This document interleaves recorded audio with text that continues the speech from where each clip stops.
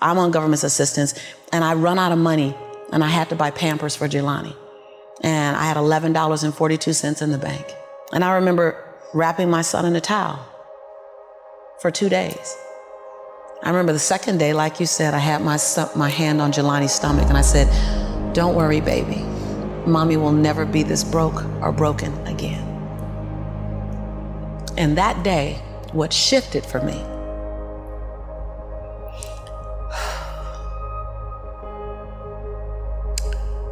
was I was willing, and I don't know if this is gonna sound crazy, I was willing to completely die to any form of me that I had been, so that I can birth the woman that I was becoming. The reason why a lot of people won't become who they want is because they're too attached to who they've been.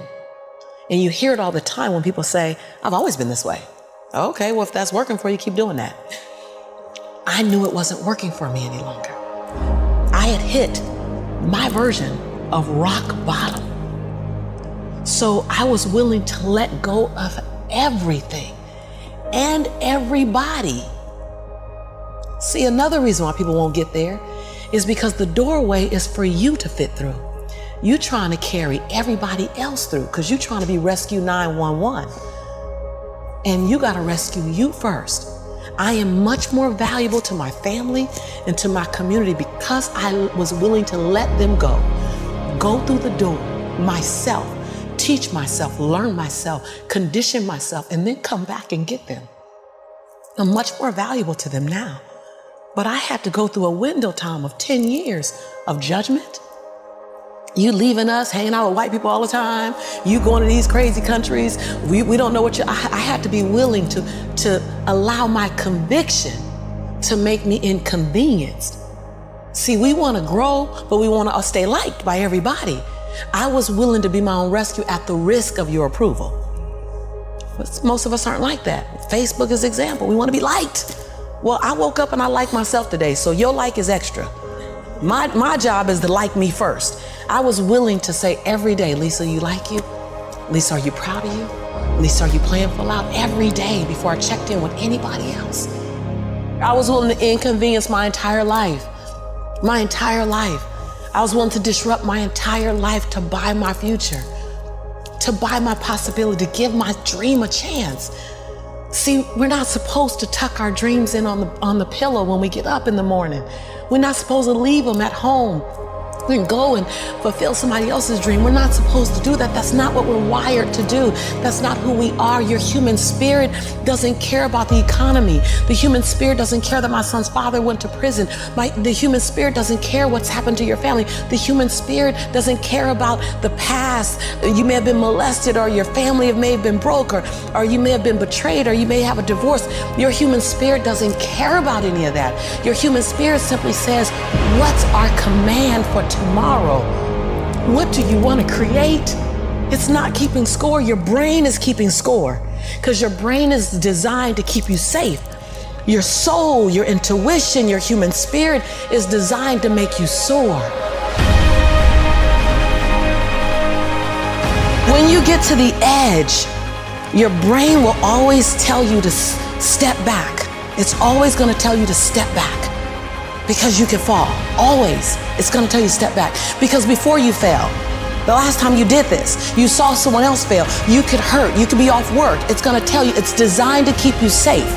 So you have to be willing to play between your brain and your soul. And on some days, you gotta just listen to your soul. And you gotta say, "I'm gonna leap, I'm gonna get to the edge." Most people are at the edge, and you're standing at the edge, and you're watching everyone else fly. That's Pimp My Ride, Watch My Crib, all this stuff. You know, watching people's lives on Facebook. You're at the edge, watching someone else live, wondering what it's gonna be like when you jump without ever jumping. And I'm just here to tell you, jump. Because only 3 things can happen. You're either gonna jump and fly, or you're gonna jump and fall on something soft, or you're gonna fall down hard. Either way, you're gonna get back up. You already know you got what it takes to get back up. Your greatest fear is not that you will fall. Your greatest fear is that you will live a full life and never fly. That you never leaped. You're not afraid of dying. You're afraid of dying before the world sees who you really are. before they really get your fingerprint, before they really feel your breath, before they really get your contribution, before they really feel you. That's what you don't want to happen. You don't want to leave this place without us knowing you were here. All I'm doing is giving my dream a chance.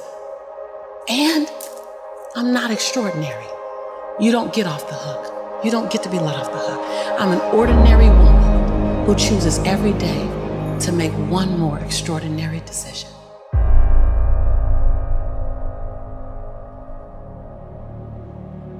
Everything that I need to get back up, I have in me. If I don't have what I need, I can go get it. Once I figured that out, the world was my playground. The question was just, where do I go get it? I don't know about that. Where do I go get it? Right. And I don't come from a learning background where I was a great student. I wasn't, my highest grade in school was a C+. And when I got a C+, I did the happy dance. And so I didn't have a background where studying was natural for me. But when I realized that if I go study something and I learn it, I own it, it's mine now, man, it was crazy because all through school I struggled. The last time I took an English class, my English teacher told me I was the weakest writer she ever met in her entire life. Lovely. Yeah, lovely. And the same year I took a speech class, and my speech teacher, he said, quote unquote, Ms. Nichols, I recommend you never speak in public, that you get a desk job. Wow. And so That's mean. Yeah, it's just, it was demotivated people, sad people, hurt people hurt, sad people make other people sad.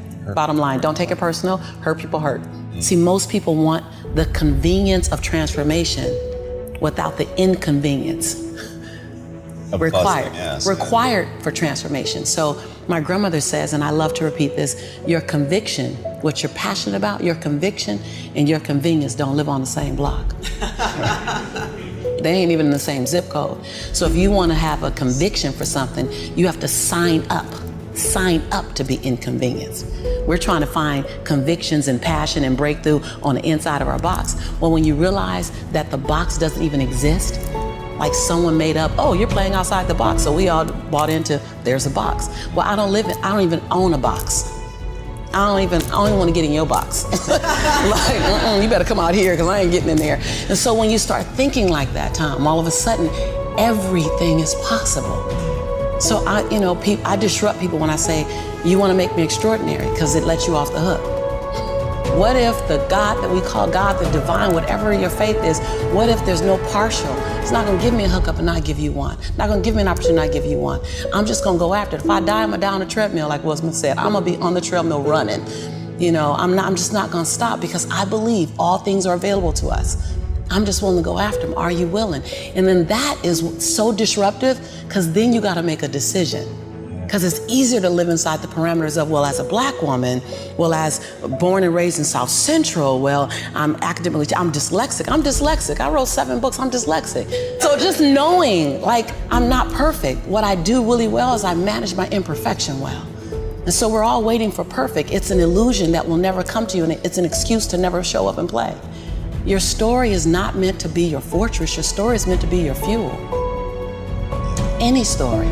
The beauty of me being one of the top 1% earners in America is that I was on government assistance. Right. That's the beauty. Come on, it wouldn't be a big deal if my family was rich or whatever. I'm supposed to do something. The beauty is that when you show the little engine that could story, I'm not gonna run fast, but I ain't gonna stop running.